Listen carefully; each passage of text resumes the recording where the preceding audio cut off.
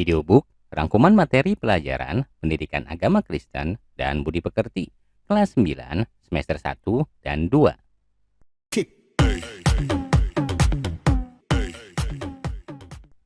Daftar isi videobook. Semester 1, bab 1, Gereja sebagai umat Allah yang baru. Bab 2, Mengenal Gerejaku. Bab 3, Gereja yang hidup di dunia. Bab 4, Gereja yang bersaksi dan melayani di dunia. Bab 5, Gereja yang bergumul di dunia. Bab 6, Gereja dan orang muda. Bab 7, Gereja yang memperbarui diri. Semester 2, bab 8, Indahnya lingkungan yang majemuk. Bab 9, Toleransi, bagian dari kehidupanku. Bab 10, Membangun perdamaian, merajut toleransi. Bab 11, Pengembangan diriku untuk pelayanan bagi sesama. Bab 12, Hidup bermakna bagi lingkungan sekolah. Bab 13, Peranku dalam pengembangan masyarakat. Bab 14, Remaja di tengah dunia yang berubah. Namun sebelum mulai, jangan lupa untuk klik like, share, dan subscribe. Bab 1, Gereja sebagai umat Allah yang baru. Gereja yang terbentuk di Yerusalem pada hari Pentakosta adalah buah pekerjaan Roh Kudus, bukan manusia. Gereja perdana terdiri dari orang-orang yang beraneka ragam suku bangsa, ras, dan bahasa. Dengan demikian, gereja adalah komunitas yang terbuka dan inklusif. Yang terpenting dari gereja bukanlah gedungnya, melainkan orangnya. Itu berarti sederhana atau mewah gedungnya tidaklah penting. Orang-orang di gereja perdana hidup dengan berbagi kepada sesamanya.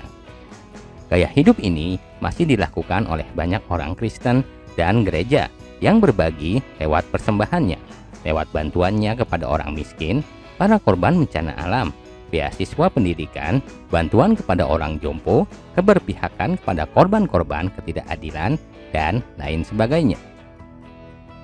Bab 2, Mengenal Gerejaku. Ada banyak gereja di dunia. Gereja-gereja itu umumnya lahir dari perpecahan. Padahal Tuhan Yesus tidak menghendaki perpecahan gereja, sebab hal itu justru akan menghambat kesaksian gereja kepada dunia bahwa Tuhan Yesus telah mendamaikan seluruh umat manusia. Karena itu, gereja-gereja kita terpanggil untuk mengusahakan persatuan dan kerjasama yang baik satu sama lain. Gereja juga terpanggil untuk mengusahakan kesejahteraan umat manusia di dunia. Ada banyak hal yang telah dan dapat dilakukan oleh gereja, antara lain melestarikan lingkungan hidup dan berjuang melawan pengerusakannya. Masih banyak tugas lain yang dapat dikerjakan oleh gereja di dunia untuk mewujudkan keberpihakannya bagi kehidupan. Bab 3, Gereja yang hidup di dunia. Kita telah melihat dalam bab 2 bahwa gereja tidak hadir hanya untuk dirinya sendiri. Dalam bab ini, kita melihat hal-hal yang dikerjakan oleh gereja, yaitu liturgia, kerugma, dan koinonia. Ketiga kata ini masing-masing berarti tata ibadah atau ibadah itu sendiri, pemberitaan, dan persekutuan. Kita sudah melihat bahwa ketiga kegiatan ini saling terjalin erat, sehingga tidak dapat kita pisah-pisahkan. Gereja haruslah memberitakan Yesus Kristus yang menebus kita dan mempersatukan kita. Persatuan itu harus terwujud di dalam persekutuan hidup kita, bukan hanya dengan sesama orang Kristen, tetapi juga dengan orang-orang lain yang berbeda keyakinan sekalipun. Bab 4, Gereja yang bersaksi dan melayani di dunia. Tugas diakonia atau pelayanan dan marturia atau kesaksian gereja adalah dua tugas yang tidak dapat diabaikan. Kedua-duanya adalah bagian yang tidak terpisahkan dari keberadaan seorang Kristen sebagai murid Kristus.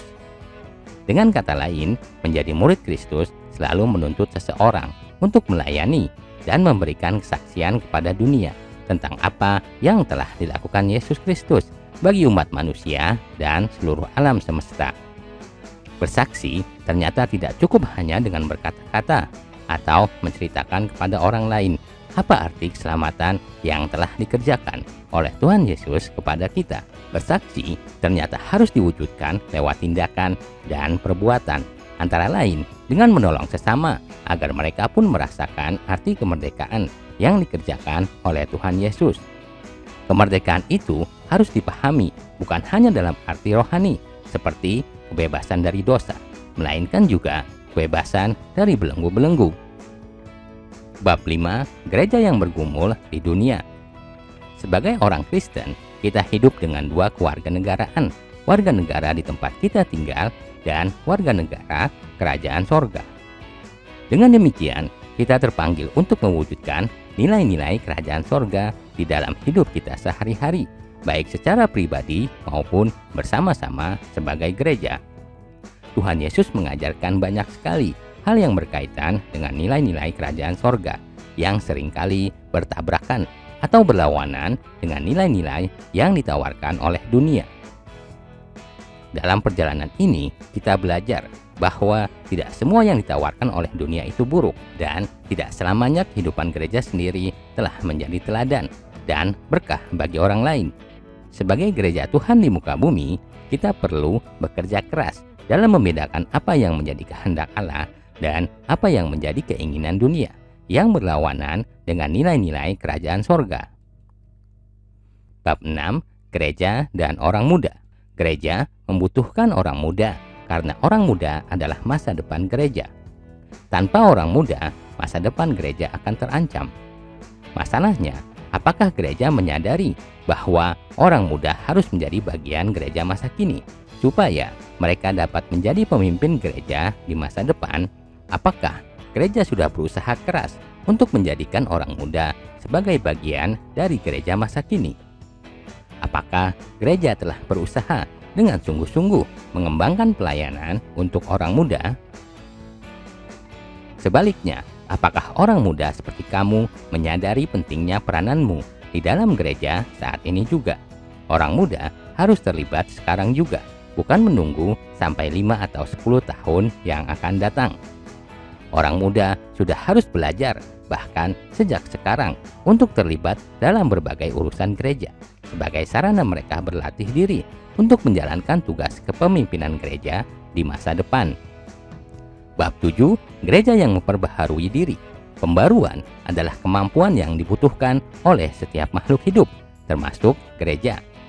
Tanpa pembaruan, pasti akan terjadi kemusnahan, seperti yang dialami oleh dinosaurus yang gagal menyesuaikan diri dengan perubahan-perubahan alam di sekitarnya. Dalam sejarahnya, gereja telah berulang kali diperhadapkan dengan tantangan-tantangan yang berat. Gereja yang berhasil berubah dan mengubah dirinya, mengoreksi kesalahan-kesalahannya, memperbaiki sikapnya terhadap perubahan dan lingkungan sekitarnya, akan mampu untuk bertahan. Namun, perubahan harus dilakukan dengan hati-hati dan dengan prinsip yang jelas, supaya perubahan itu tidak terjadi hanya sekedar ikut-ikutan saja.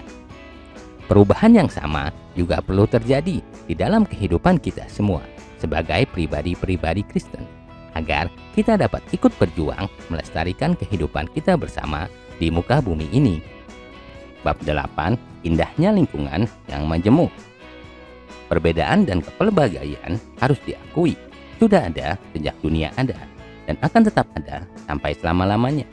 Karena dihadapkan pada berbagai kenyataan perbedaan ini, manusia harus belajar untuk menyesuaikan diri agar dapat berelasi dengan harmonis satu terhadap yang lain yang berbeda. Hidup bersama dalam indahnya kemajemukan tentu bukan perkara yang mudah untuk dilakukan antara satu kelompok dengan kelompok yang lain. Sikap yang harus dilakukan untuk mengatasi berbagai tantangan dalam menciptakan kehidupan yang harmonis dalam berbagai kepelbagaian adalah tidak mencari kepentingan diri sendiri, tetapi menganggap orang lain setara dalam keanekaragaman yang ada. Kita tidak perlu mencari keseragaman atau siapa yang lebih baik, karena semua diciptakan secara unik. Namun, kita harus menghargai bahwa perbedaan itu ternyata indah. Sikap yang tepat untuk menyikapi perbedaan adalah memandang perbedaan bukan sebagai sesuatu yang menakutkan, tetapi sebagai hadiah yang indah. Bab 9. Toleransi bagian dari kehidupanku. Toleransi secara luas adalah suatu sikap atau perilaku manusia, yaitu menghargai atau menghormati setiap tindakan yang orang lain lakukan. dan juga sikap yang mengandung kegigihan untuk mempertahankan hidup atau keyakinannya. Tuhan Yesus mengajarkan untuk mengasihi musuh atau orang yang tidak sepaham atau sepandangan dengan kita dan mendoakan mereka. Berhubungan dengan sikap Tuhan Yesus tersebut, maka sebagai orang Kristen, kita memiliki dasar yang kuat untuk toleran dengan semua orang. Sebagaimana Tuhan Yesus memandang bahwa semua orang adil dan setara, demikianlah kita juga harus memandang bahwa semua orang apapun latar belakangnya adalah sama. Sikap yang harus dilakukan untuk mengatasi kesulitan dalam mewujudkan sikap toleransi adalah membuat transformasi sosial, mengingat bahwa semua manusia setara di hadapan Tuhan. Manusia memiliki hak dan derajat yang sama. Bab 10. Membangun perdamaian merajut toleransi. Agama-agama mengajarkan agar manusia mewujudkan cinta kasih dari Tuhan pada sesama. Cinta kasih itulah yang semestinya direfleksikan dalam hubungan damai dengan sesama, bahkan dengan semua ciptaan Tuhan. Perdamaian antar umat beragama penting diwujudkan dalam masyarakat Indonesia yang majemuk.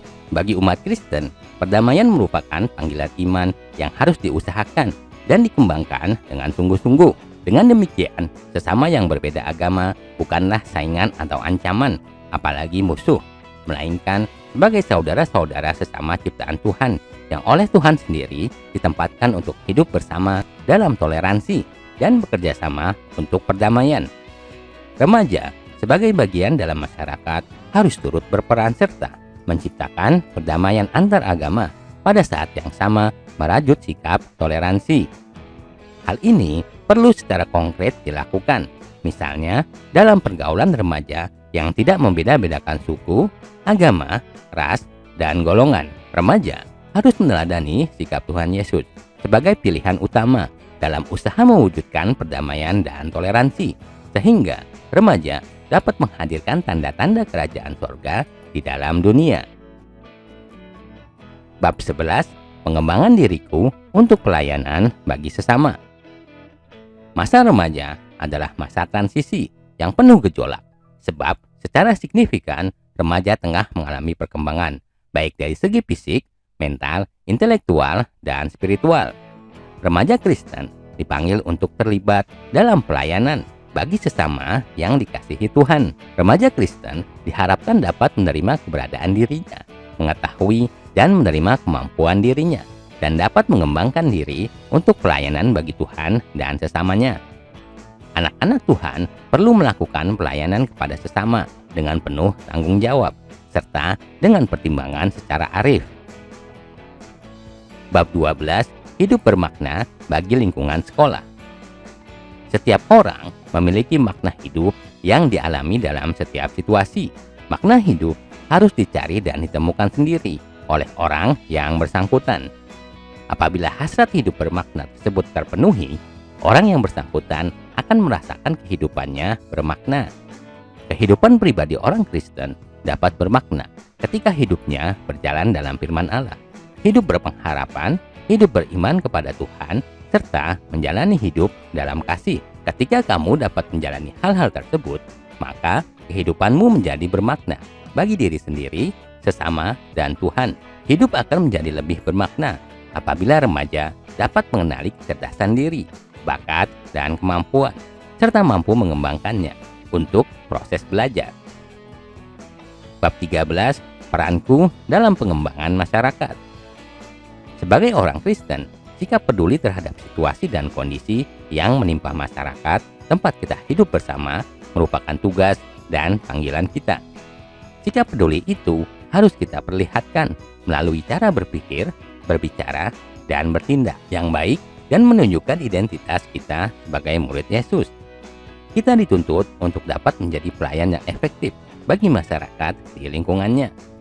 Kita terpanggil untuk menjadi berkat dan teladan bagi orang lain, orang tua, keluarga, tetangga, agama, masyarakat, bangsa, dan negara. Masa muda adalah kesempatan paling baik bagi kita untuk mempersiapkan diri untuk menjadi pemimpin masa depan dan sekaligus menjadi agen perubahan masyarakat. Bab 14, Remaja di Tengah Dunia yang Berubah. Dunia sedang dan terus mengalami perubahan pesat di berbagai bidang, mulai dari ilmu pengetahuan dan teknologi, ekonomi, budaya, dan pandangan hidup. Kita harus mencermati perubahan dan kemajuan dalam berbagai bidang sosial yang memiliki dampak positif maupun negatif. Dengan analisis yang tajam, kita harus mampu menentukan pilihan selaku anak-anak Tuhan menjadi berkat bagi lingkungan kita.